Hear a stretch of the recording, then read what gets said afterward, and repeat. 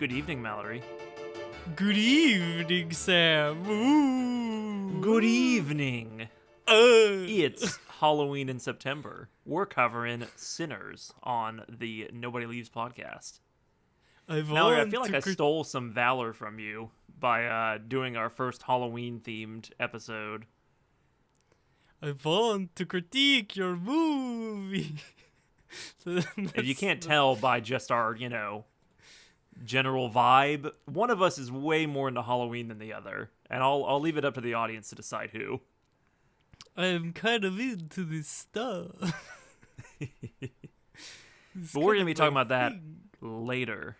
We're talking about Sinners, hit of the year, Ryan Coogler, Michael B. Jordan, Haley Steinfeld, other people. We'll talk about it later.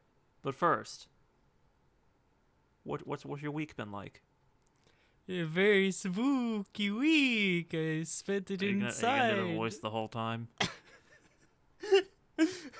I spent it inside editing a video essay. Ooh. Video essay. Woo. I ate a frozen pizza for dinner because I didn't want to go out and shopping. My watch told me I walked 200 steps in a day.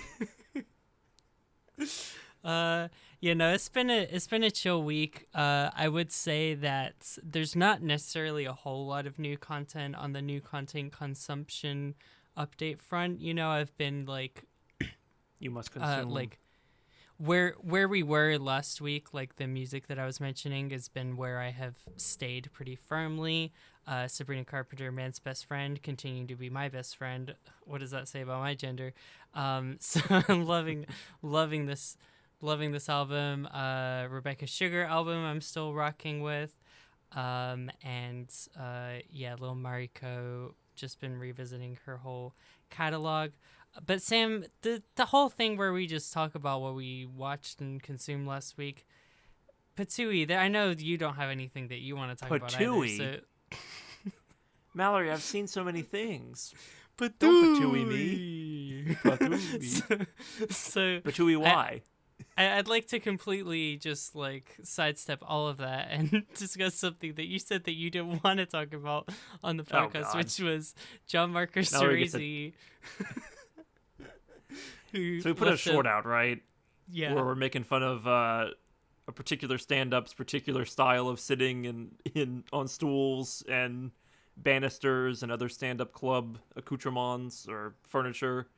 And yeah, he found it somehow and liked it, which does imply that he looks up his own name because I didn't tag him or anything. So shout out to you, John Marco. I too am vain, and I appreciate you. Because yes, he did find us and like it. I thought it was good. He left us a little heart, and that really went a long way. And I was just thinking a lot about it because I was kind of like, what do you think we'll ever reach a point of fame where that wouldn't be meaningful? No. Or do you think... Not even close.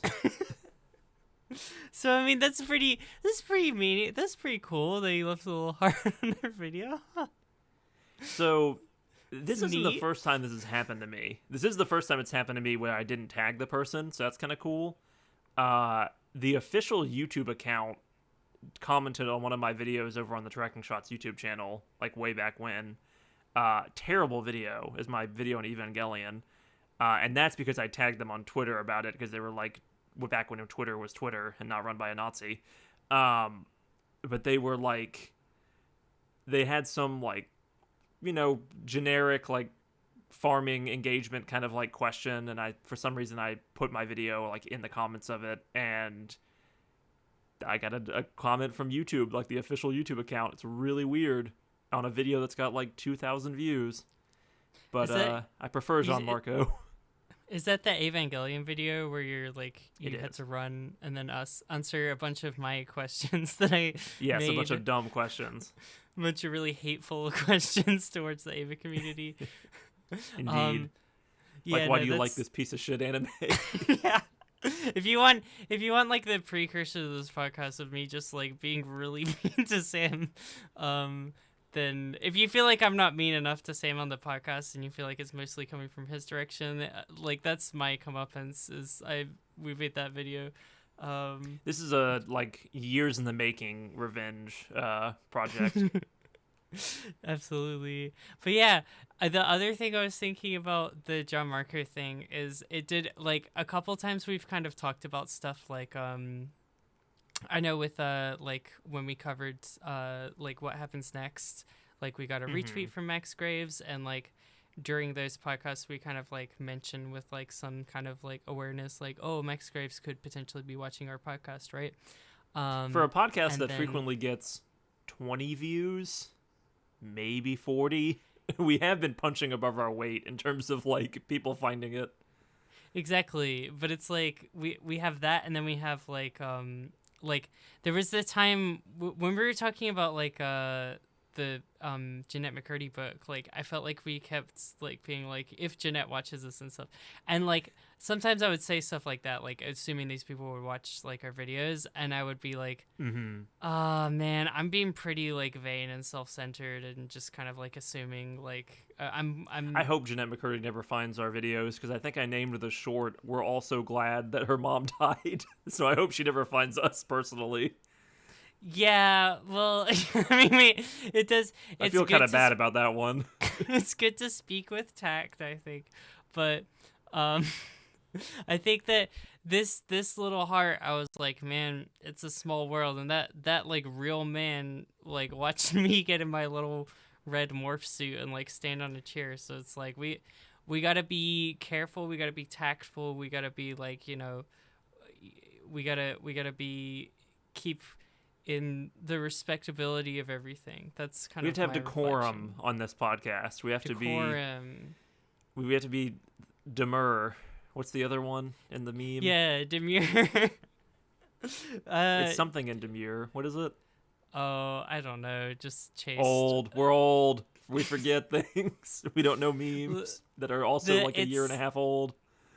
I think that like the point is we got to be very careful, but we've also got to realize that we're playing with the big boys now, you know. So this is like the launch of Nobody Leaves 2. We've blown up. We are acting like we don't know nobody, and like we're completely surpassed it. So goodbye, small YouTubers. You know, we're no longer going to be eating at the same table with you. We're at our own little like received a heart from John Marco table. So we're going to be keeping our distance now. Don't add us. Stop commenting on our videos unless you have enough subscribers. Like, you just get out of here, basically. Like, we're bumping elbows with the big wigs. So, you know, come back and talk to us when you've got your John Marco heart. I don't want to break this illusion, right? But there's a good chance that Jean Marco has someone running his social media account. I don't, you know. I'm pretty sure it said John Marcus Cerezi on the comment. I had a little and there was a check mark next to it, so that means everything, right? Yeah, I mean, it is the account. I did check that, but like, is it him? I clicked on it, and it had his comedy video, and in between him like editing and uploading his own comedy bits, I'm sure that he took the time to search up our video and like it. Sam, what could you possibly be proposing? I'm not so sure. I do like that because it's the "Don't Hug Me, I'm Scared" video. You're just in a morph suit and there's no explanation. He just thinks that's what it is. I'm fine if people assume that that's like just what our podcast is me in a morph suit, the normal attire. Yeah. That's what we do, right? You were in like vampire makeup and I'm in like a Sunday school sweater. Like, you know, it's what it is. Yeah, no, exactly. In some ways, I am the vampire in Sinners. Whoa. Think about it. Are we the baddies? Are we the baddies? Yeah. Sam, I know you're holding back. I know that you've got a fire inside you that you have to share with me and with our listening audience. I do. Lay it down. Hit me. So last week, right, when we're recording this, but probably 2 weeks when it comes out, a little game called Hollow Knight Silksong came out, and it set the world on fire. It crashed Steam. It crashed PlayStation Network. It crashed Xbox for whoever is still on Xbox. Me, for some reason. To took a while to download because it broke all the stores. But yeah, no, Hollow Knight's out, and our Hollow Knight's sequel, Silksong, is out. Say that 7 times fast. And the main thing people are talking about. Sorry. You're Hollow trying. Knight sequel Silksong is out. Hollow Knight sequel Silksong is out. Hollow Knight sequel Silksong is out. Yeah, main thing people are talking about is that this game is tough as fuck. This game is so hard. I'm really glad I did not recommend this to you last week, because this game, the way people have been talking about it, and I mostly agree, but we'll get into some of the nuances, is that like this game assumes that you beat like the hardest challenges of Hollow Knight, which I've never beaten, like yesterday. It's like, now you're ready to play Silksong, right? That game didn't come out 7 years ago. It's really difficult, and it's difficult for a lot of like nuanced reasons. Like, have you ever played a game where you can like, you're like playing like a 2D platformer, right? And you can like attack downward and it works like a pogo stick? Like, it's a common thing in like a lot of Metroidvanias, and it's a common thing in Hollow Knight. You're constantly like jumping off, pogo sticking off of enemies' heads and like obstacles and like platforming sections.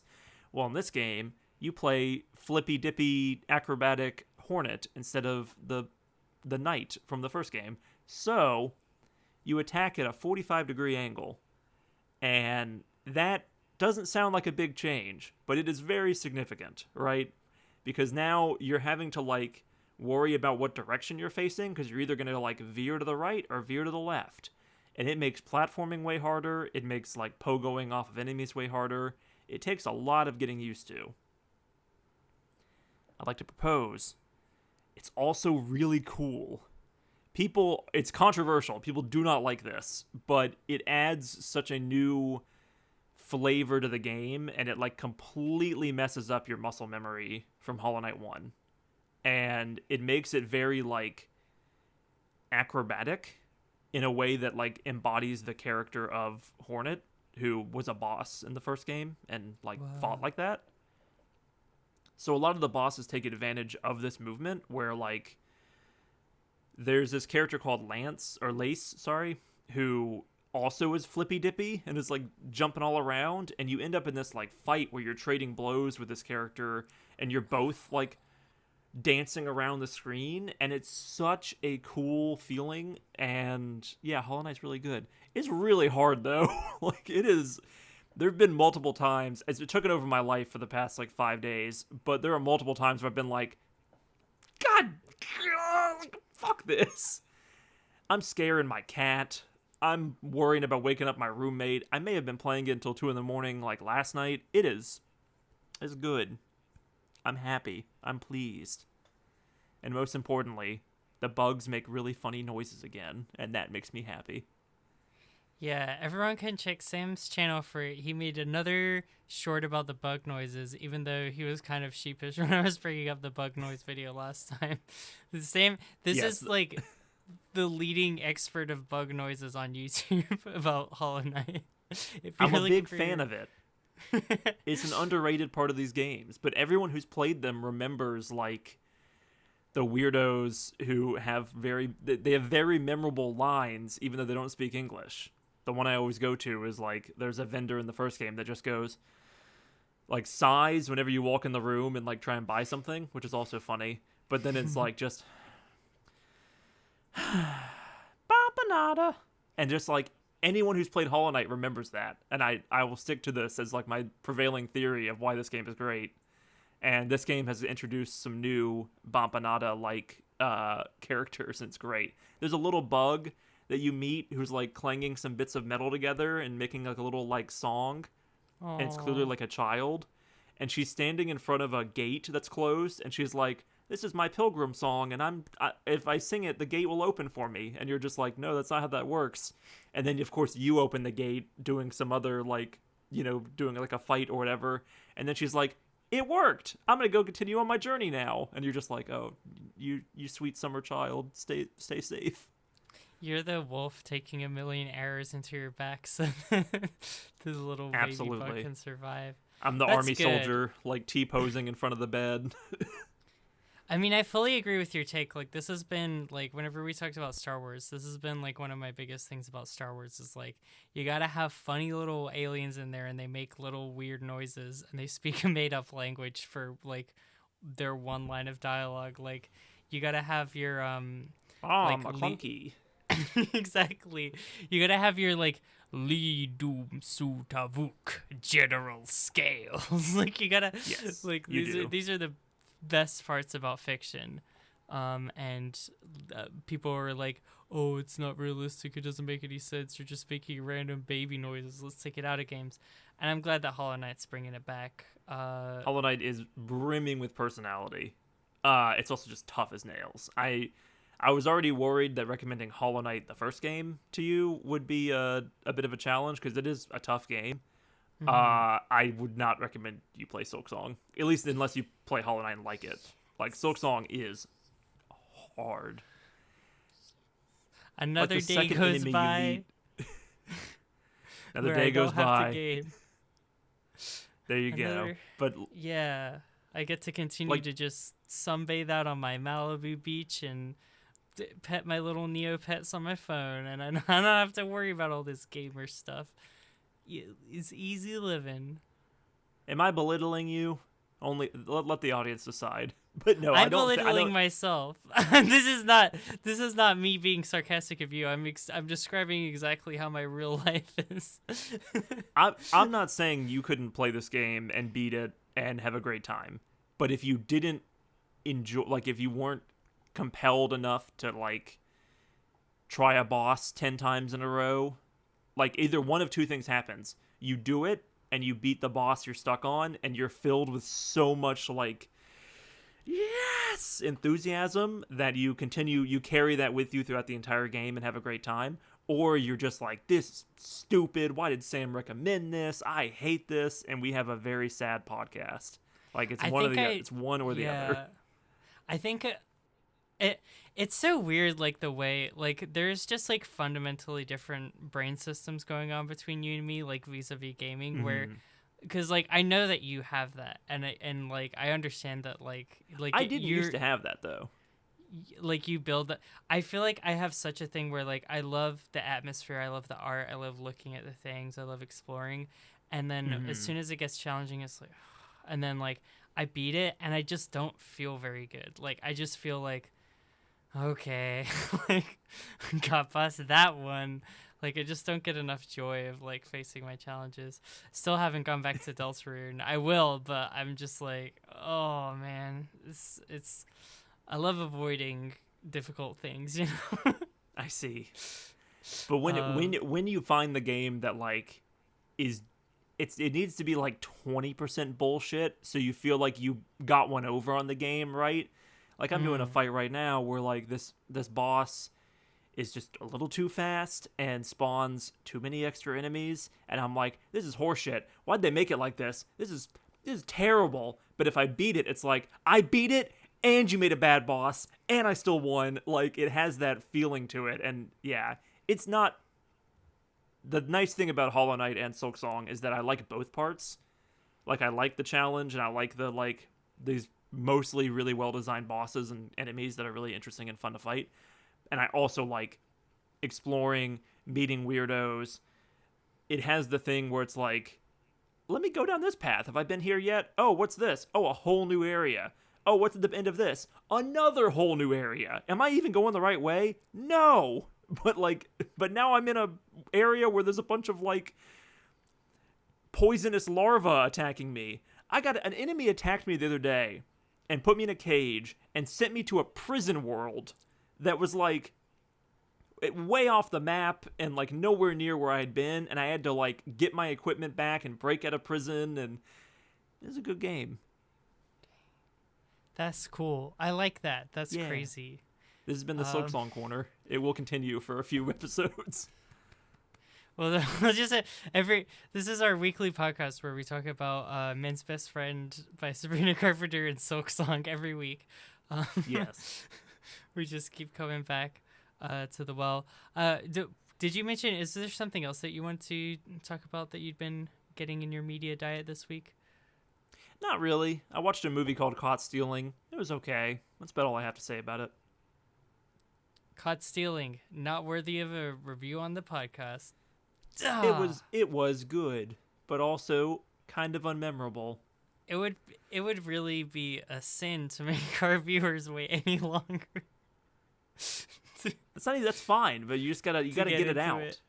Well, I just don't feel I'm just assuming that everyone's gonna hate my thing that I say. I'm not gonna bite your head off if you just say it and we move on and then we do the episode. That's the thing. You can't sit here and go, it'd be a sin if we. You're giving me the Monster Mash laugh as we're going into the episode, which is maybe Sam, appropriate. Not all of your pitches are winners, but this one's a real sinner.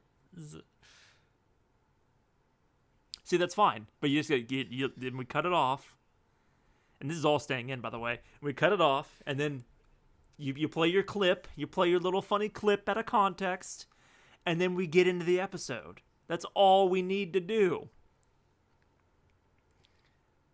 And scene. Mallory. Shut up. Shut up. I hate you.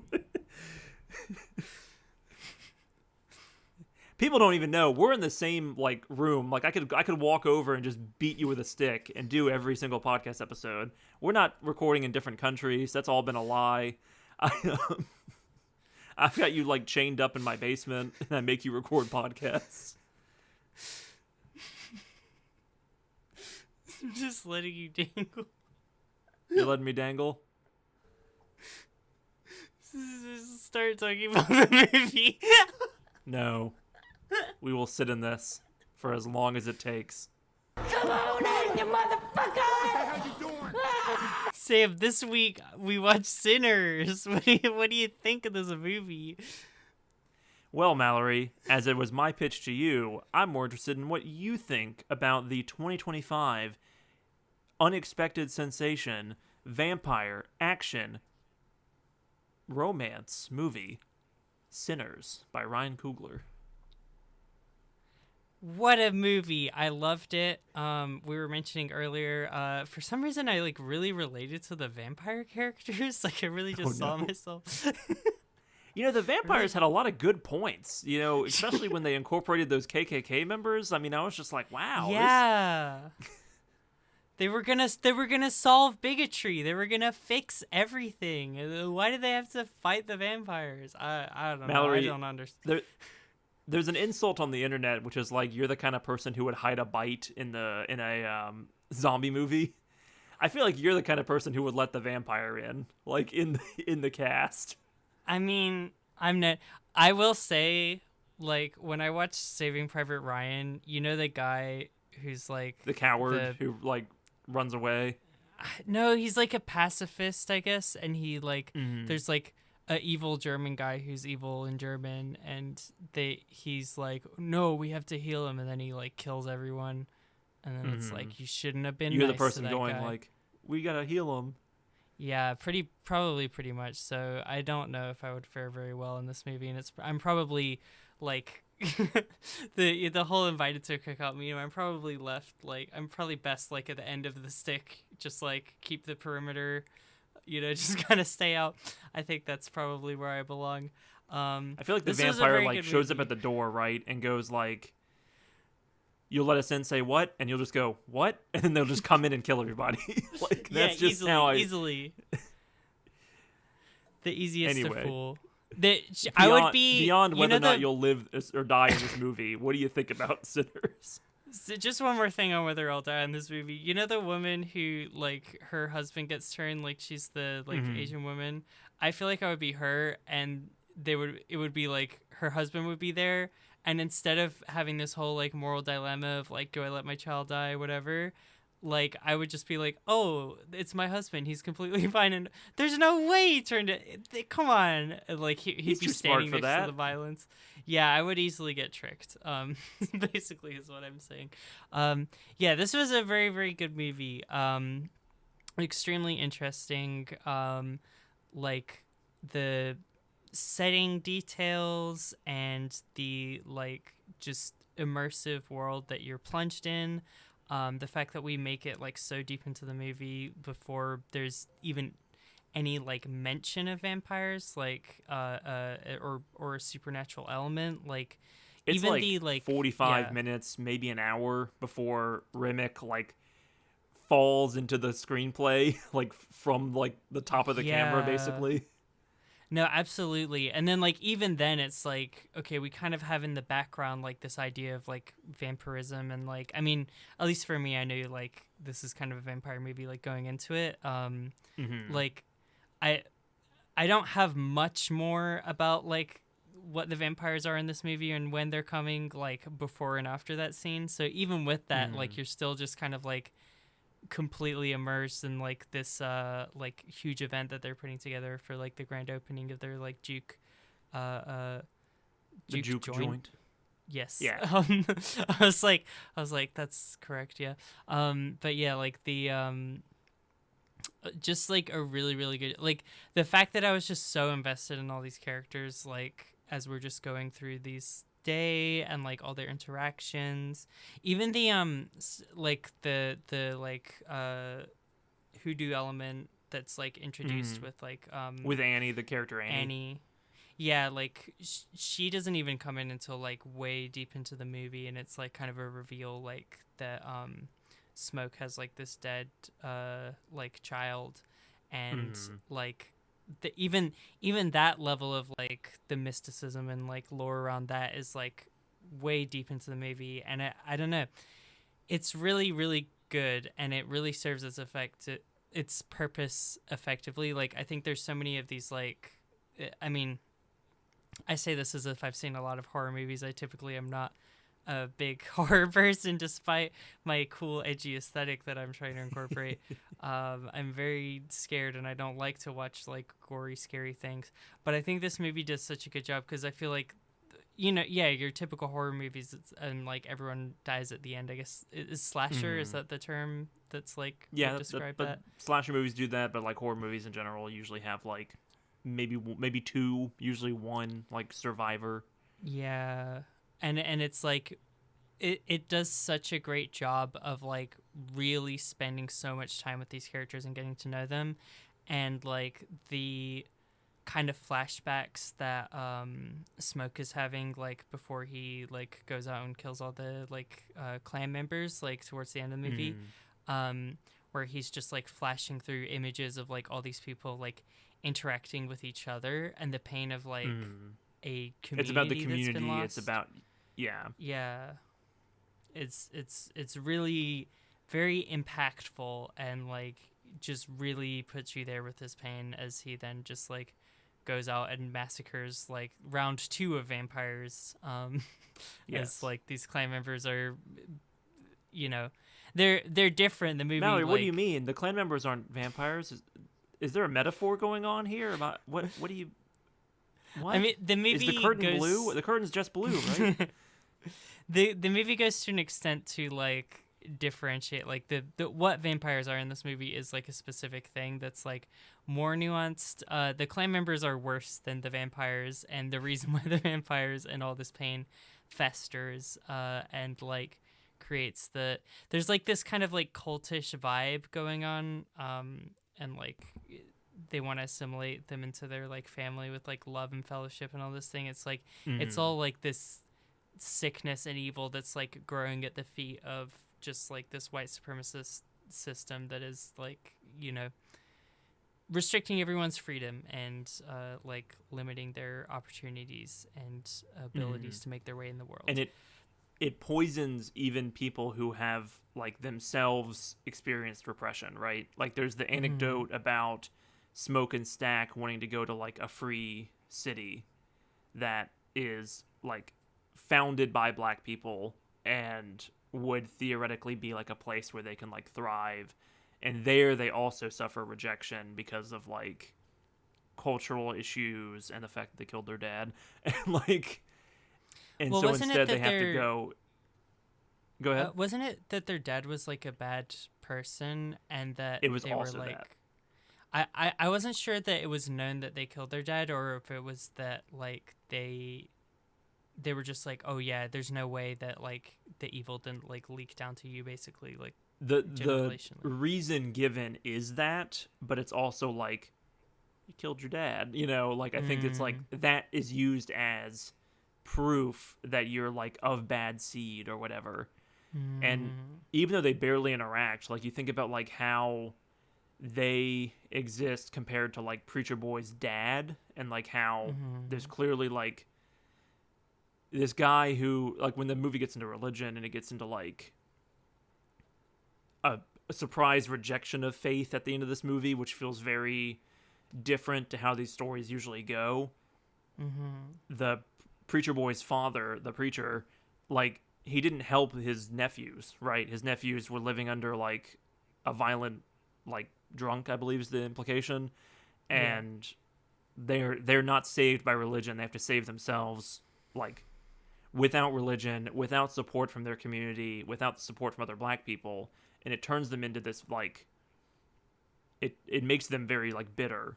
And there's what I'm saying is, like, this movie, there's many moments where you're like, oh, it's vampirism as a metaphor for racism or whatever, and like that is true, and there's tons of that, but then it goes like a level deeper, and it talks like, it's just a really well thought out movie in a way that I find very fun. Yeah, no, it's like, it's very smart, it's very dense, it knows what it's doing, like there's and there I don't know, I think that like there's so many like just different corners of like, I guess, American society basically that are like touched like as we're going through the experience. Like there's so much about like proximity to whiteness and it leaving you vulnerable to, like, I guess, temptation or corruption, or just making you vulnerable in general, of this like vampire assimilation thing that's going on. And like there's just so many, like, I thought it was like a really well done shot where they're introducing like this like Asian couple who they The like Chows. run. Yes, yeah, they run like two like storefronts, and it's like exactly just like mirror versions of the same store on like the left street and the right street or whatever, and one is serving to black folks and one is serving to white folks, and like it shows the daughter of them like go from working the register at like the on the black side like over to the white side to like tap out her mother or whatever, and how they're like, you know, just have to like finesse and like work this like racial divide in this like weird situation they've been put in. And like, I don't know, it's like the movie is cooking, like there's just like so much going on. I feel like it's and so all many that's different like levels. Yeah, like when you pitch this movie, it's like, oh, it's a horror movie, it's a vampire movie, but it's so much more than that. Like, I feel like my problem with a lot of horror movies is they don't have much to say. Like, it's about the kills, it's about the big bad, it's about how creepy Michael Myers looks or what have you. But this is like, no, it's about the people, it's about the ideas, it's about what like people do in an extreme situation, but also like the decisions they're led to make are all influenced by how they're treated by their community and their country and what have you, right? Like, and you see it in like the different approaches that like Smoke and Stack take in like every interaction they have with people. And there's just so many little moments that don't need to be in the movie necessarily, and that like an editor or a producer would say like, no, cut that out. But then when you're sitting there like ruminating on it, you're like, wow, that was like a really interesting, cool scene. I think Stack gets a lot of these scenes where like he's teaching the girl on the street corner about like money and negotiating, and it says so much about like what the twins have been doing and how they've been surviving in this world by like, don't do anything for free, you know, here, now we're having a conversation, now our pennies are talking to each other, right? Like all that is just so great and interesting. And then the moment where he's going around recruiting their band, essentially, for the juke joint with Preacher Boy. and him and Delta Slim and Preacher Boy sitting in the car, and Preacher Boy first starts strumming his guitar, and you see this look of like adoration and pride and like familiar love between him and his cousin, which is also a relationship that movies don't typically explore, like cousins. It's just odd and interesting. And then the movie like flashes back to that at the very, very end, and you're like, wow, Michael B. Jordan's a good actor. Like, this is awesome. Yeah, no, it's really cool. I like the point you made about like that. Yeah, like the those producer cuts like that you don't feel. Like I immediately flashed to like one of the scenes that like had me thinking like the most in the movie, which was like when they're like having the argument between like Smoke and Stack and like Annie's there in like the back of the like room about like how much they need to be charging and whether they're going to be accepting this like plantation The coin, sharecropper basically. money, essentially, right? Yeah, and it's like they're, the which approach to take, like, Stack being like, we're trying to make a community, we need to make people feel like they're welcome and wanted here, versus like Smoke being more like, if we don't make the amount of money, like this place isn't going to exist, like we need to, like, we have like a bottom line, all of this, like we can't let this happen. And it's like, yeah, I don't know. I've been thinking and writing a lot about K-pop Demon Hunters this week, and it's like if this had the K-pop Demon Hunters treatment, that would not be in the movie. That would not be in the movie. I agree. Because it's just a long extended scene of them just like having this like conversation about the finances in the back of the like room, like while the party's happening outside, and like you cut that and like you can still understand the movie and still get to the end, and it doesn't have like this huge bearing and weight, but it does, because money is like a really important element of the movie and a really important through line. But it's like it also like plot mechanics wise, right? It's what sets up Mary going out to like interact with these obviously very creepy people. But when you think about that on a deeper level, it's like finances and money like rule these people despite their best efforts for it to not do so. And characters like Annie, who are doing better at like existing outside of that system, or trying to like not like be satisfied with what she has, even if it's not necessarily like it's still a harsh living or what have you. Right. In her hoodoo shop with her dead child, and like just being like more accepting of like, well, this is my lot in life, but I can like find community and beauty and what have you in that. But there's also these younger people are going, no, we want more than this. Like, we deserve happiness. We deserve success. Like all these different things, even if they're going to take some serious risks to do it.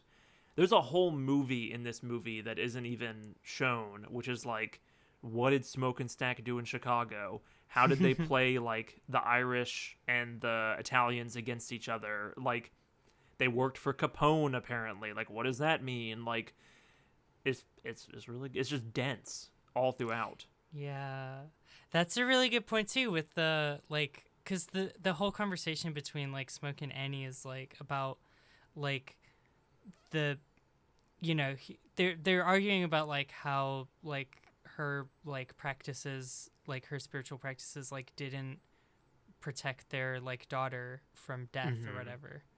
And she's like, you came back here like whole and healthy, and I prayed for you. And he's like, did you not pray for her? Like, how does this work? Like, why did she die? And she's like, I don't know. And it's like, it works on this other level of like, yeah, the idea of like existing outside the system and just the inherent like pain and trauma and suffering that you have to endure with nothing to kind of like shield you against it. But like, right. This well, like also, Smoke and Stack are going like, this is woo-woo bullshit, and they become much more cynical and hard as a result. Whereas Annie seems to be more like accepting of her life in a way that's like it's a compelling argument. Yeah, it's like you feel like she has maybe like coped with the grief a lot better. She's in touch with her ancestors, her community. She hasn't lost love, and like you could be like, yeah, they both die at the end of the day, but like, Smokes has like kind of sold his soul in a weird way, and like is just distance himself from so much in the pursuit of money, like in pursuit of like the idea that he can like escape this situation that ultimately I feel like the movie is saying it's like just kind of inescapable and sucks. Right. And really like Stack awful. literally like sells his soul, not on purpose, but like in becoming a vampire and then remaining a vampire for 50 years or what have you. Totally. It's so like when you were watching this the first time, did you think that like the turn was going to be that the cousins were vampires, like they came back from Chicago and they were turned to vampires? I was thinking that the whole time until it started getting deeper. I pitched this movie to you and I said outright like, oh, it's going to be a vampire movie, right?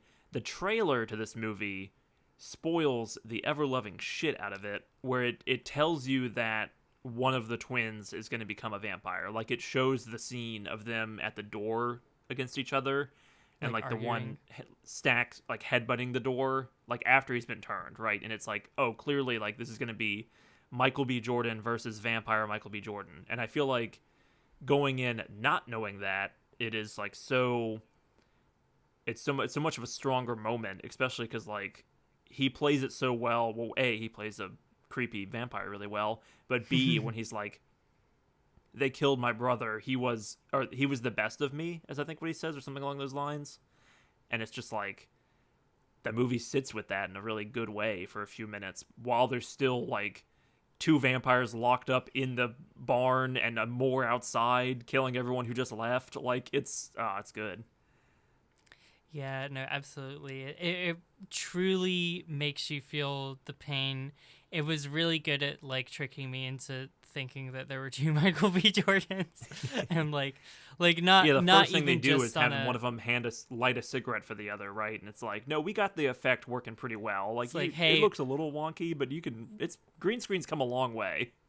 We've figured this out. This is not when you try to like edit yourself like standing next to a version of yourself in a Dementor costume and both of you leaning back against a trash can for your like high school English project. You know, this is completely different. Like nobody's going to be able to tell. There's no misalignment of pixels here. What an odd thing to say. Yeah, it's just a weird poll that I had. Anyway, so it's not like a TikTok sketch, right, where it's like the person's arguing with themselves and it's like, this is what Gen Z thinks and this is what millennials think or whatever. It's not like and they're never on screen together. Have you seen the video of the like Don Quixote Don Flamingo where he hands himself the wine? I have not. Okay, I'm gonna edit that and I'm gonna show you that after the podcast because that's really sure. Good. Anyway, well, so there's two things we haven't talked about yet. Well, there's three things. We'll get to the vampires. Things. We should save that. Because I think that Remick and the vampires and the fact that Remick is Irish and the fact like how he entices all of them, all really interesting. I want to talk about that. We haven't talked about the movie's main character yet. We haven't talked about Preacher Boy at all. And we haven't talked about the music. Where do you want to go first? There's a third, even more important thing that I want to talk about, but let's start with Preacher Boy because we'll start there. Good guy, amazing voice, phenomenal. Let's get the actor for Sammy. Let's get this guy's name in our brains. I was just about to pull that up because this guy, Miles Caton. Miles Caton. This is his debut. Do you know that? My God. He has not been an actor before. I think he is a musician, obviously, but and has done some musician stuff that's completely different than this, like not blues style. But like this guy is a discovery from this movie, and he's holding his own with like incredible like Delroy Lindo, who's like an amazing character actor who plays Delta Slim, the harmonica drunk guy. As well as like Michael B. Jordan and like Miles Caton is like crazy good in this, I think, and a very odd main character.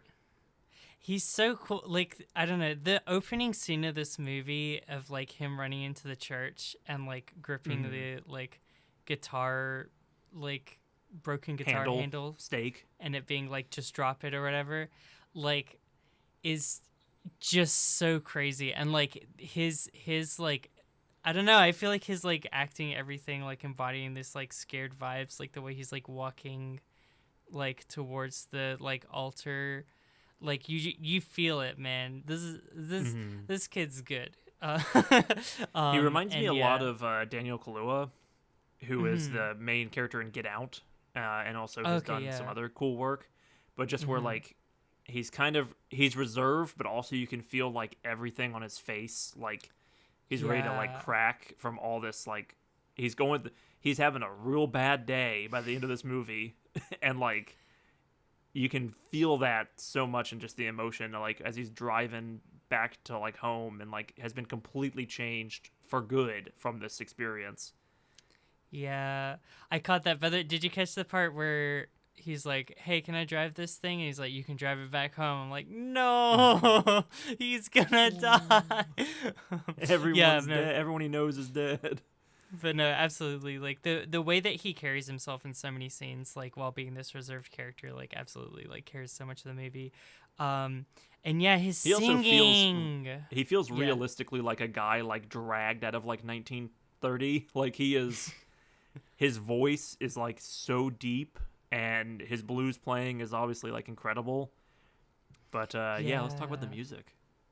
It was so good. The like transitioning between like different time periods and cultures, and just like smattering like everything in the, like when they were like, yeah, like the music has the ability to transcend time, and then they started bringing out like pierce the like veil, you know, like the African people playing their like native like songs or whatever, like their traditional, like they had, and like you have like Chinese like line dancing, and then you have but like a Prince look-alike on electric guitar, and you have that's what I'm saying is like Outkast you have that in the background, basically.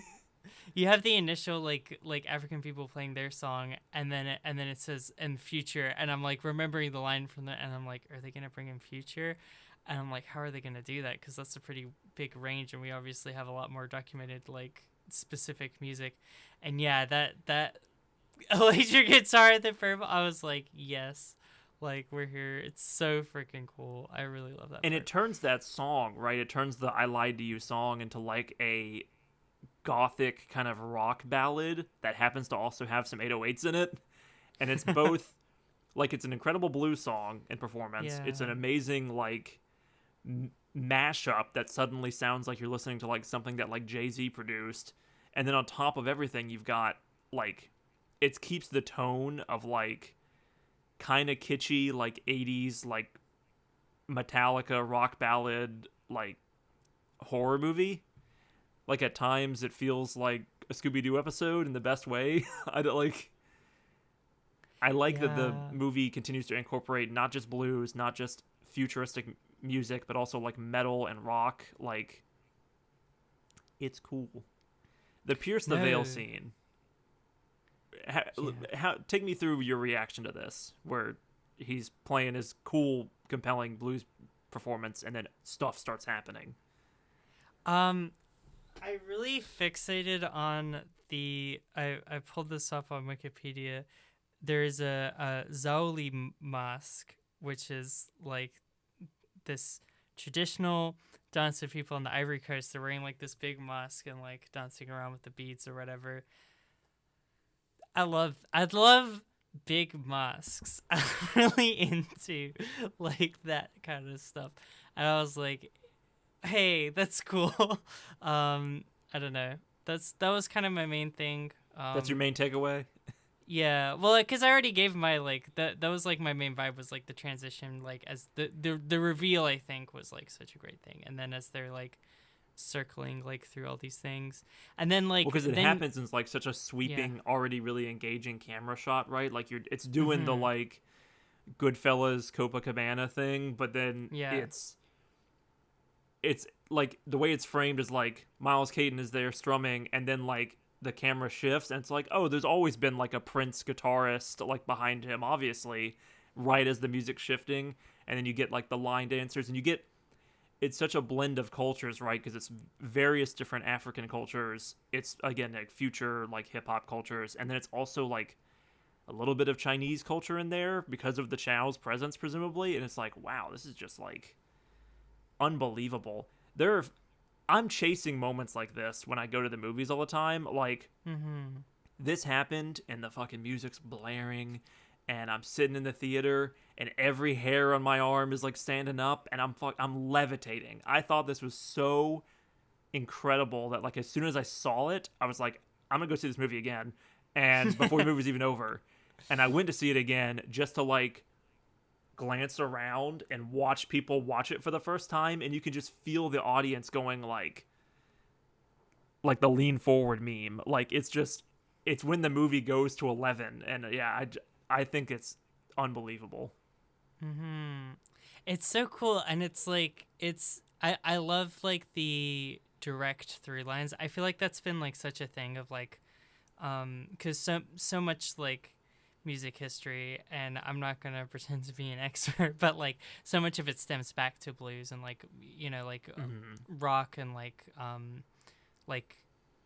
rock and roll stuff, has like all of that heavily cribs from blues music, right? And like these are all like black like music traditions, and then like it's connecting that through line with like the like African music traditions that were like brought over, but like like blues specifically being like the birth of like pretty much everything that we could call like American air quotes music.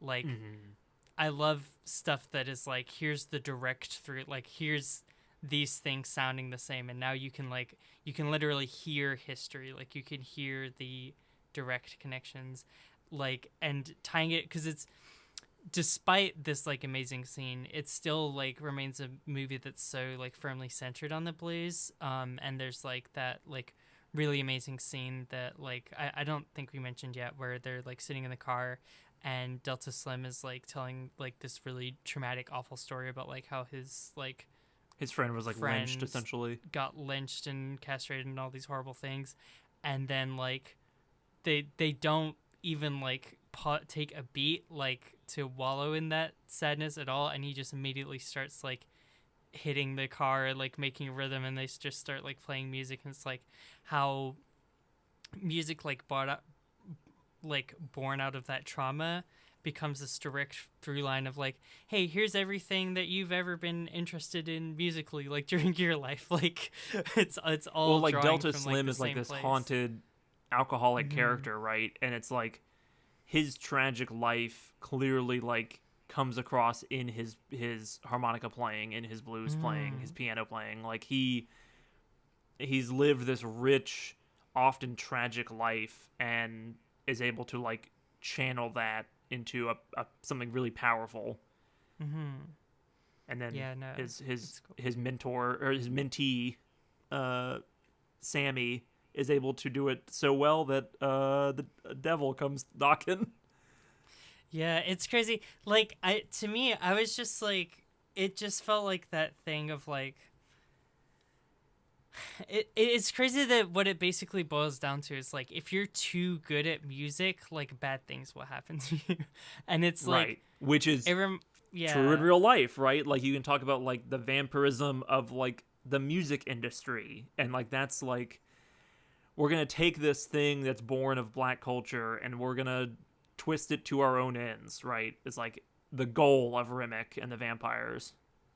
Yeah, and like just like profit machines in general, like built to profit off of art, like the way that like once you have something that is successful and culturally relevant, like people will descend on you, and it just works so well. It's like, but they have to be invited in. Your power is your agency. You have to say no basically to these people who are gonna like try to like pounce on your gifts and like just and how do they tempt them away? With music of their own and money. Is gold, and like that. This movie didn't need the vampires to also be musicians, or didn't need Remick to also be a musician, but the fact that he is like what's so is fascinating. And the two performances, the I picked Poor Robin Clean scene, like they're kind of bopping, you know? Like I'm like, okay, this is really creepy, and I know they're about to like murder Haley Steinfeld, but like this is kind of good. But then when they're out there doing like the Irish jig later, and everyone is in like has been turned into vampires and has been like swept up into this like vampiric mania, it's so disturbing. But also, it seems like kind of a good time, and you're just like, what are you trying to say here, Ryan Coogler? Like, this is fascinating. Like, I could think about this and go back and forth on it forever. Because, like, the Rimmick, it's one of the most compelling deals with the devil I've ever seen, right? Where it's like, being in the hive mind sounds kind of great. And he does have the good, like, bombshell to drop of, like, you were all about to get murdered tomorrow morning. Like, you're sitting on a kill floor, a KKK kill floor already. Why don't join me and I'll protect you from that. I just need your soul. I just need your music. I just need you to sacrifice your cousin. Is good. God, it's so good. It's so good as well as like putting you in the shoes. Like it sidesteps like the thing where like, because I feel like a lot of times, and especially like certain white audiences when like watching this type of movie will be like, why are they so mean to and distrusting of like white people? And it's like, I think probably for like a lot of like black people and other minorities who are like watching it, like they just kind of inherently like understand. But like I feel like this movie diffuses a lot of that to where like a white audience who's not as educated could probably like pick it up, where it's like it shows that they are vampires already. So like to the audience, the musk is already off. Like we know that like no matter how much they might be bopping, no matter how sweet and like pitiful they might seem, like with their like puppy dog eyes at the door, like we know for a fact these three people are here to like do a bunch of evil demonic stuff. And it's like, and even before that, with like the guy that they buy the barn from, right? Who ends up being like the grand wizard of the local KKK chapter or what have you. Like, right. He's like sitting there going like, "Aw shucks, you guys have your shit together. Like, you know, I don't want no trouble. You know, you buy this barn. What you planning on doing with it? Out of curiosity." And like, it's such a like, not Yosemite Sam. What's the chicken in Looney Tunes? You shouldn't have. Oh no. I know. Foghorn Leghorn. It's such a foghorn leghorn racist. Like, it's like, well, I say, you know, y'all got this is the racist voice. This is where we used to kill you folks all over. Like, it is. But now things are better. We don't have racism here in Mississippi anymore. Like, the Klan isn't here anymore. Yeah. Yeah. Bullshit. But it's you know, Mallory, it's good because I think that even though you could be like, you don't need to explain this or whatever to like certain people, it's like it stops a bunch of probably ignorant people from watching this movie and being like, why were they so distrustful? Why are the white people the best? I mean, I'm sure there are still people who came out of this movie going, why'd he have to kill the Klan at the end? That seemed like so pointless. And it's like, no, that ruled. This is the best part of the movie. It's because it's Smoke, and like, I get it from the feeling of like, did Smoke didn't have to die, quote unquote, but it's like, this dude's entire life he's been running away from like the horrors of the world that just keep coming for him, and it's like, no, there's gonna be a last stand. And it's tragic, even though it's also exhilarating as far as the actual scene goes. And Michael B. Jordan just looking. This was also in the trailer, but like with no context, just that shot of him like dead on with the Tommy gun, with an expression on his face that I can't even like place. It's like, is he angry? Is he? It's almost like he's like, this is another Tuesday to me. Like, I don't know what to think about it. And it's like that. Yeah, it's some good stuff.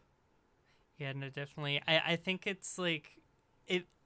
And it's like, if you were confused, it's like, you gotta watch the movie, because it's like it is revenge for what happened like at the night with the vampires and everything. Like the it's not even really subtext. It's like the text of the movie is like, like. Well, people walk into the movie going, "What does the KKK have to do with vampires?" I think you need to watch the movie again. Like, yeah, it's like the whole movie is like this whole vampire beef with like these people and like, you know, stealing all of them is like, it's all predicated on the fact that they're living under the threat of like white supremacist violence the entire time.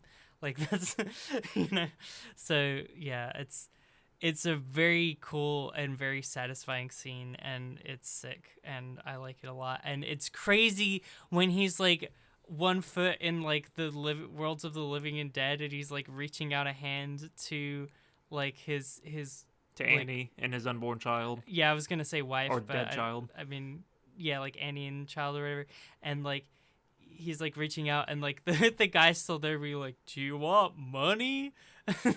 And then I was so scared that he wasn't gonna shoot. I was like, oh, is this gonna be one of those ones where like he's left to just like bleed out on the ground or whatever? Right. I was so scared he wasn't gonna kill him, and then he just lights him up. And you're well, like, he gets the cigarette first, right? And so you get Smoke has one last smoke, you know. He gets one over on him, like, which feels nice as well. It does. Like, yeah. Oh, this movie. For once, he gets to string him along, right? He's been strung along his whole life, and then in his final moments, he gets to string someone else along. Exactly. Like that feels like the fucking comeuppance, even though it is like a very bleak movie overall. Sam, we gotta talk about the most important element of this movie that we've been avoiding the topic, as is cunnilingus. We gotta really get into. We gotta dive into the main theme of this movie. This movie gets a little freaky. This movie is really about cunnilingus, and I'm about this movie because of that. It's a good thing to be about. I like that. That's just like the main. That's like it's like the main moral of the movie is like because is go down. Yeah. Is go down south, if as it were. Sammy goes down on oh my god, Perline. The most she's so their oh my god, I'm gonna get distracted. But their initial meeting. Every person in this movie is unbelievably beautiful. Yeah. Yes. But their initial meeting at like the like train station, and she's like, I'm Perline. She like does the turnaround. I was like, good. I love it. Well, it's also like I'm married. It's like that's okay. Like that's fine. How married are you? He's like yeah, like your husband treat you right. He's like, you be careful. Sometimes. I'm like, oh, she's phenomenal, instant icon. She also really quietly. Good. I love the Pierce the Veil scene for all the like cinematography and the like blending of music or what have you. Her performance almost kind of steals the show for me. That Pale Pale Moon song, where it's like, it's diegetic at first, just like the I Lied to You song. It's at first it's diegetic, right? Like it's just the performance in the real space, like it's meant to be like what's happening in the movie. But then that song starts incorporating what I described to you before we started recording as like some Monster Mash-esque elements, right? Where there's like evil laughter and like guitar, like electric guitar chords, and it's like this is completely like maybe she can pierce the veil too because she's incredible in that, and that song is unbelievable. And it's so exciting, and it has been on my running playlist, which means I'm obsessed with it. But that's good. That song was produced by Brittany Howard. Do you know who Brittany Howard is? No, I don't. So she's the lead, like, creator behind Alabama Shakes, which made like some incredible albums back in the day of like blues, rock, modern fusion stuff. It's really good. And then she has a solo career that's incredible as well. But yeah, Brittany Howard, really good. That song, incredible. Almost steals the movie for me. And it doesn't need a second incredible music performance. It doesn't need it, but it has it. This movie's almost a musical. I pitched you a musical, Mallory. Yay! Yeah, no, I was about it. It was good. There's some really iconic roles. Like, I feel like it's hard to say because I feel like it is like a mostly feels like a male-centered story, but I think that's fine. You know, like I don't think that's like a problem or a weakness necessarily of the movie. Mm-hmm. And I just really love the female characters. Like I think they're all really good, and I think they all really like gave him a lot to work with. Like no, like Perline is great. Annie's great. Mary's great. Mary, we didn't even talk about Mary at all, but Mary's like fascinating. No. Let's. I mean, so Annie, I feel like we mentioned her like on and off because we were like bringing up the Hootie stuff, but like she's the heart of the film. She is like absolutely like she has like the fucking morals for everyone, and like also the scene where and then I was like, there's sex in this movie because then it was sex in this movie. Because when she and Smoke are like starting to like hook up, I was like, wow. But it's like that's a really well shot scene too. I was like, okay, so that was a good part. And then like I think that oh my god, what's her name? Mary. Mm-hmm. Yes, beautiful, iconic, amazing. I did One not know thing, Haley Steinfeld had this effect on me, but damn, like she's got more game than I knew. I did not know this. That little mini Hawkeye has got some some moves that I did not know she could play. one thing that I liked about her, and I also like made this note about like the husband of the is it the Chow family? Yes, Is the Asian family? Yeah. the Chows. So I don't remember his name, but yes, yeah, I think it's Bo. Oh I think man. you're right. Yeah. So like the one thing about like the two of them that I really liked is both of them are like Bo is like not necessarily like he just seems like a very nice friendly guy, like shop owner. Like he doesn't have like a but like it's like after he's turned into a vampire, all of a sudden like the collar's flipped up and he's like winking and like he's like all like sexy now. And the same thing for her. Like she throughout the movie is like being all upset that like, you know, like Stack like loved her and left her and like not being included and like trying to like just desperately like hold on to him and all this stuff and like, you know, like and then like as soon as she gets vampirized, all of a sudden she's like bedroom eyes and just like she just immediately he falls she's like a somewhat bully seductress before that, but yeah, no, she become like it. You know, like once again, cranked to 11. Like it's like, all right. Yeah, and I just love the like vampirism is cool, and I like that. Yeah, it's like it. We were talking about when would Mallory die in the movie. I can point out where Sam would have died. It's like, hey, let's go in the side room here. It's like, all right, whatever. Like not a like. Are you acting a little different? Don't care. That's fine. Like, yeah, they got drool in it. That's that big, the huge spitting part in of each other's sex. mouths part is a little interesting. But the fact that Stack is willing to go with it, he's like, this is a little different, but okay. Before he's that'd be so weird if you went with that. That would not be normal. Anyway, I think it's a good movie. It's a good movie. I okay, vampires Fun for the whole like, family. We're spitting in each other's mouths. Exactly. It's just a little bit of family-friendly casual spit play. I think that like the whole like thing of vampires being like the whole Dracula thing and like gothic and like everything of like being like a bygone like forgotten like era, like this inherently like old thing that like needs like new life to like feed on and like possess and like take over. Like it's like this is like the way to do American, like this is the only kind of like logical way that I feel like a vampire story like works in like an American historical context. It's like because it's like this is the direction that they're going in. It's like the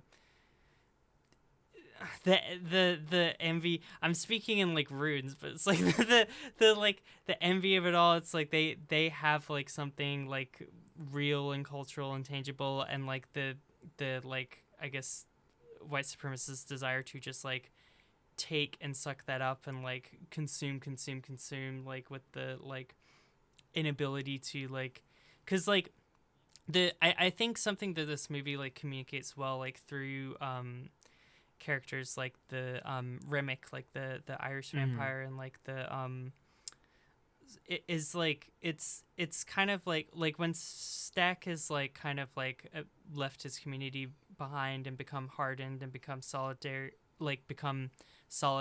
and like just like doing everything in the pursuit of like money and power. It's kind of Smokes all the way up. I think I said Stack, but it's like Smoke is like the main one. Like it's Smokes all the way up, kind of like everyone who is like doing that is also climbing, and like none of them have this culture left, and they all have to kind of like, you know, come back to like Earth and come back to like reality to like get any of this like culture and like spiritual soothing and anything, like sense of humanity.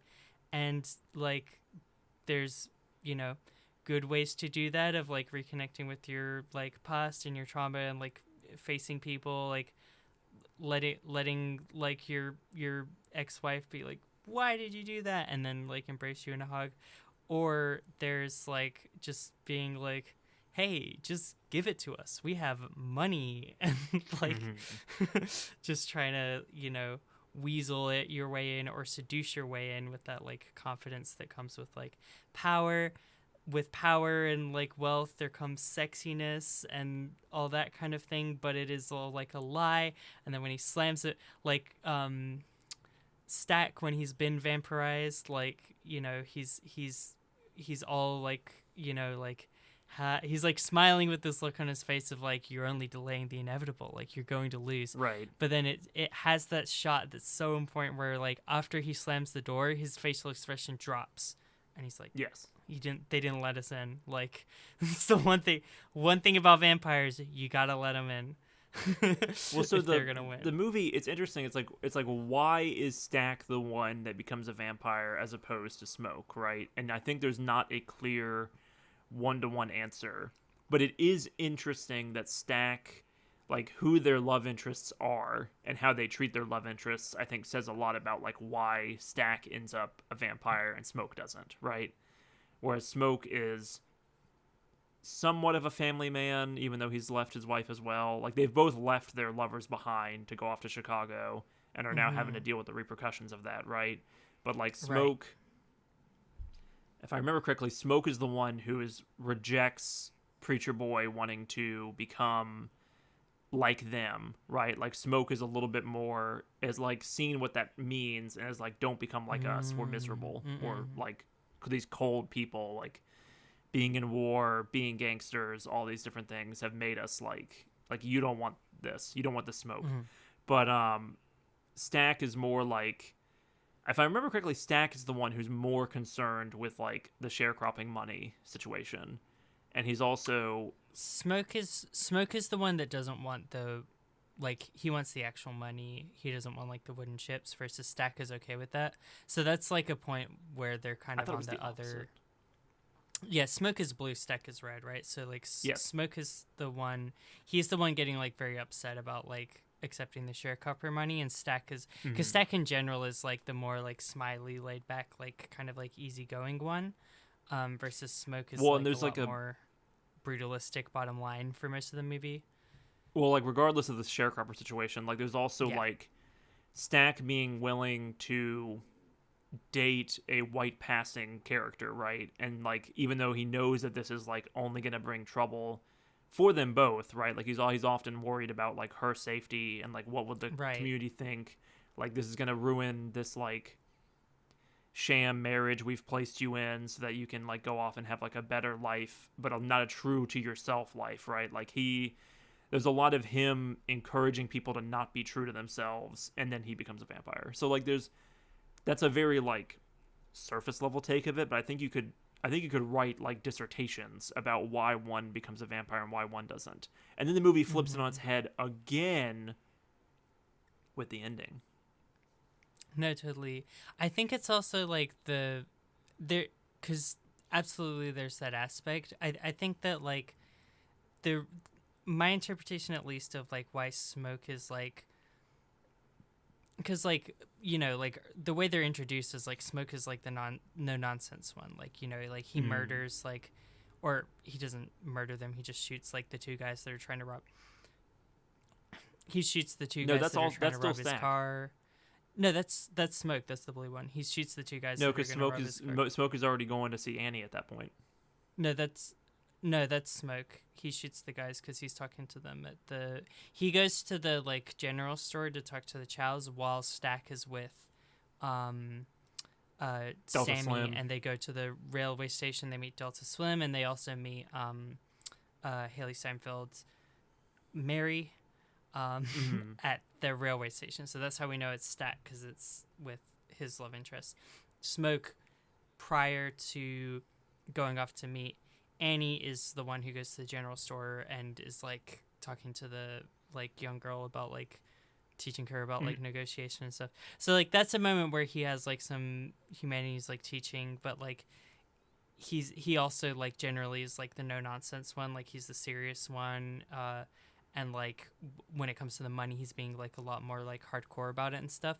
And I feel like it's kind of this weird paradoxical thing where like while Stack is like encouraging other people to this lifestyle and not maybe like seeing like the true horrors to an extent and like just kind of like embracing it in a way, which well, he's is definitely probably like the why more he gets, hot-headed, right? No matter what. yeah, like it probably is why he ends up getting like vampirized.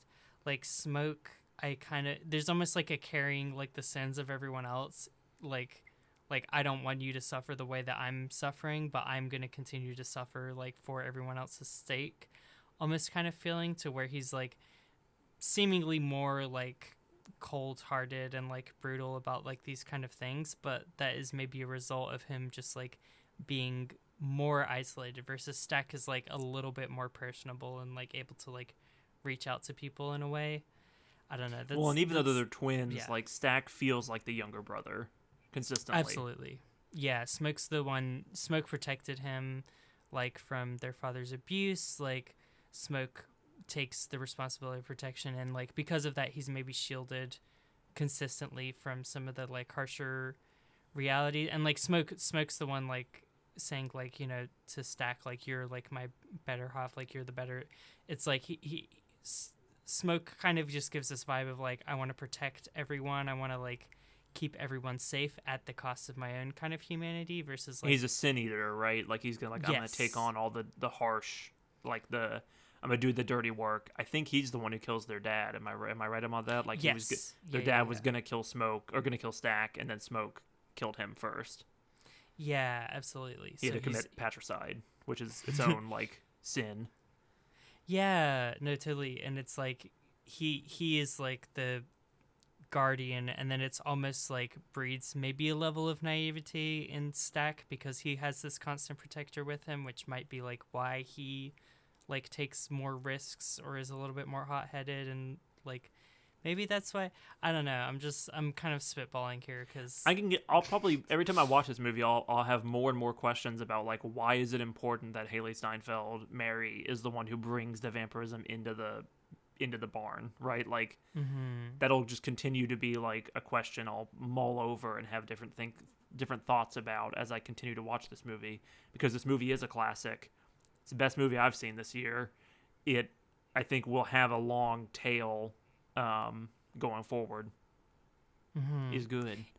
Any closing thoughts here you got about Sinners before we get to the ranking? Liverpool mentioned Liverpool said on screen in a feture film. So that knocks it down a point. No, I understand. that's my the whole time with the Irish guy was like, yeah, that's probably where my I am I think genetically mostly Irish. Like I think at least 75% Irish, and my family is also from Liverpool, and yeah, that's why I got this hair.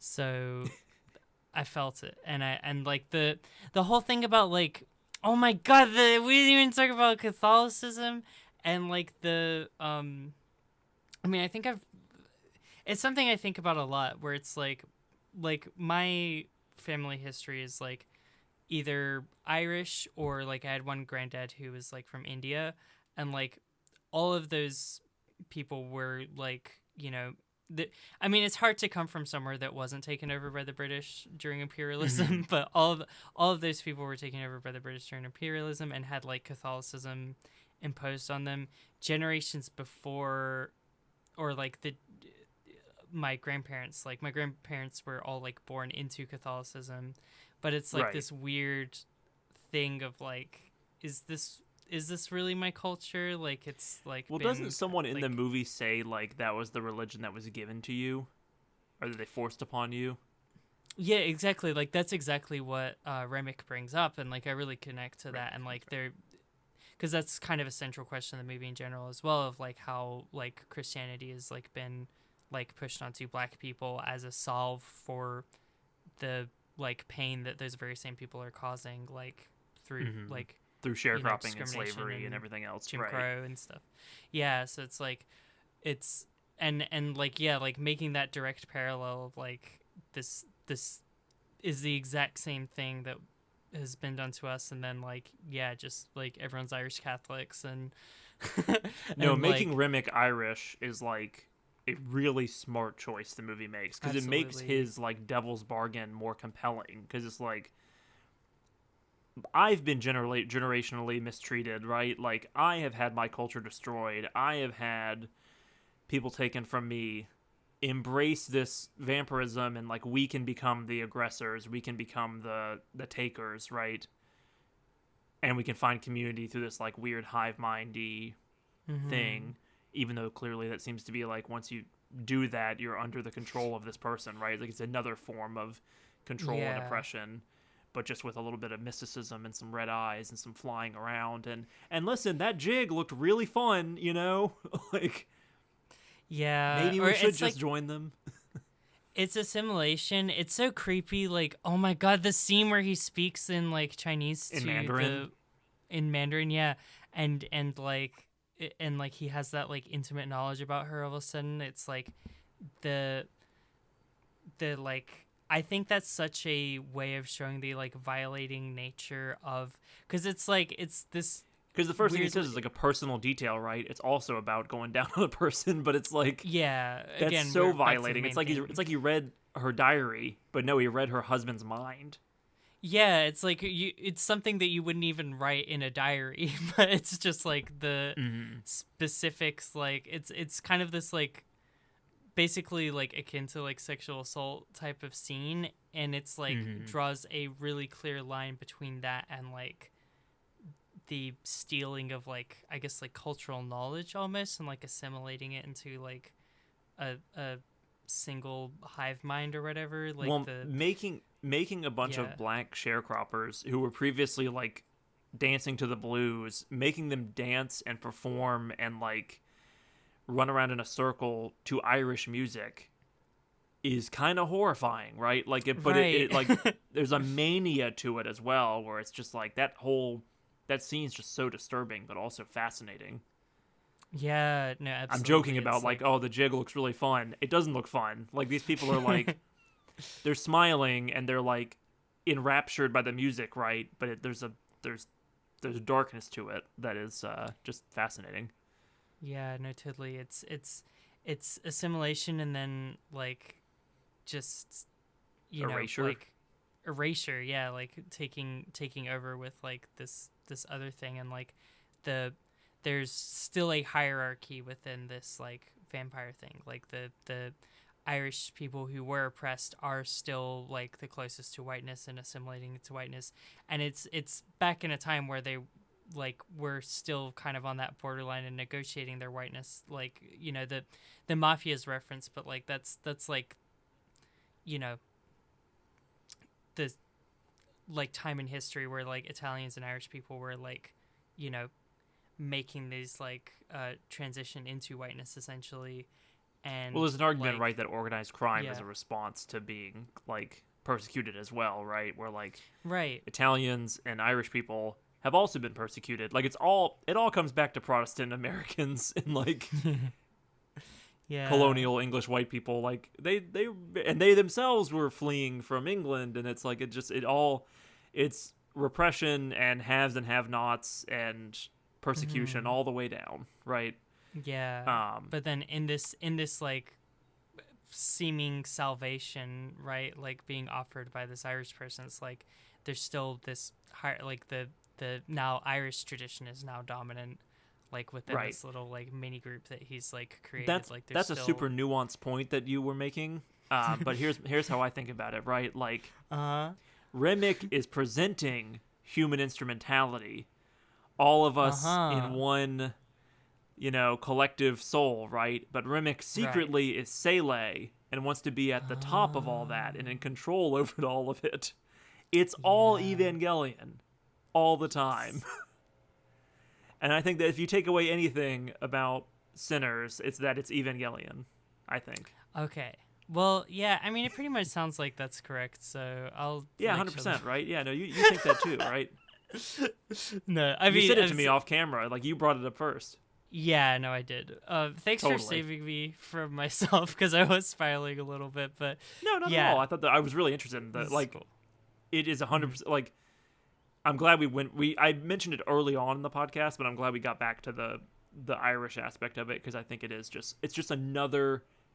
This movie is just a series of really smart choices where it's like, let's go for the more complex, the more interesting, the more fascinating thing. But yeah, Mallory. So all that being said, what'd you think of Sinners?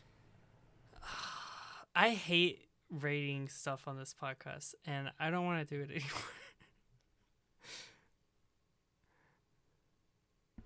I win.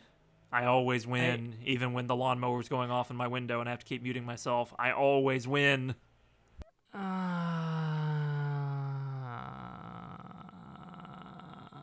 Like, this is a very well-made, phenomenal movie. It feels kind of insulting to put it in deluxe based on some of the other stuff in there. I've been pretty transparent about how I'm going to be taking a lot out of deluxe. So don't judge it by the other stuff in deluxe. I just think that, like, yeah, it's like, is it my favorite thing that I'm going to watch again and again? I don't like blood, and it is scary. I will be going back to rewatch the cool scene where they're all done to get a room, but I feel like I need to. It's not in my top tier because like that would be like something that I'm like addicted with and like writing like fan theories about and stuff, and it's not there for me. But I do love it. It's a very good movie, and it's really cool, and you should watch it. So does that mean it's in deluxe? Is that what you're rating it? It's a deluxe. Well, darn! I thought I was gonna get another S tier out of you. Yeah, like 2 in a row. Also, just feels like I feel like it's like I'm like I saw a clip from the King of the Hill revival where he like leaves the Uber driver like 4 stars because he's like, I'd like to leave you something to work for. Yeah, that's what I've been doing to you this entire podcast. I don't want to let you go too crazy, but yeah, good movie, very good movie. Good movie. Viva Conolingus. Lots of cunnilingus. DJ Khaled would hate this movie. DJ Khaled doesn't like Conolingus? Oh, that was a whole thing, yeah. He'd be so good at it.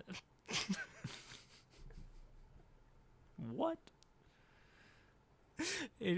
Anyway, I know I understand you less and less every week, Mallory. I just like send that clip to DJ Khaled, see if he leaves us a heart. But before the sun went down, I think that was the best day of my life. Mallory, what are we gonna be watching next week? What you got for me?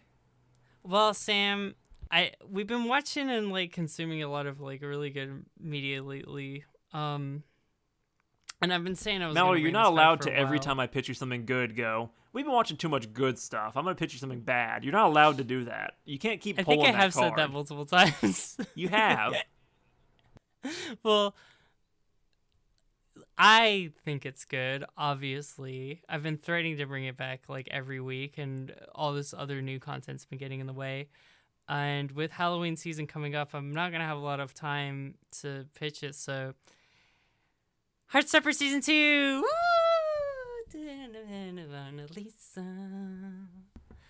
Boy, that's just gonna kill the momentum of this podcast and our friendship. Okay. From the most complex and most well thought out scripts to the most banal, uninteresting, generic relationships that just happen to be LGBT.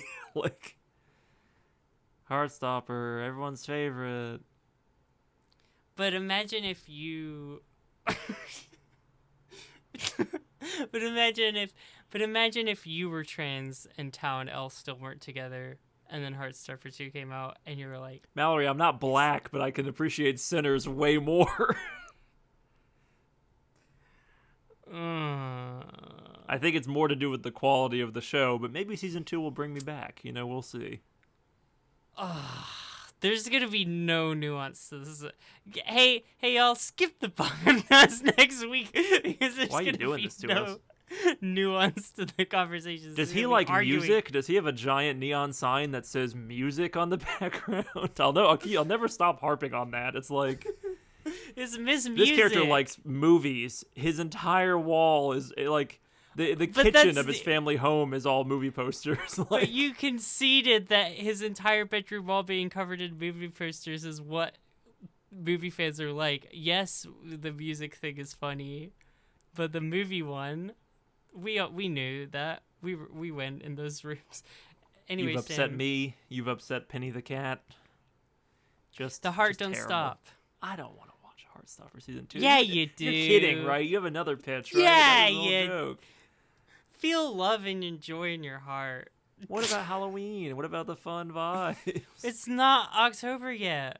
It's still. Yeah, but it will be close by the time we get there. I think they have a Halloween party in season 2 or it's season 3. I don't remember. But I will by next week. Well, until then, have a good evening, Vampire Mallory. But don't let the bed bugs bite.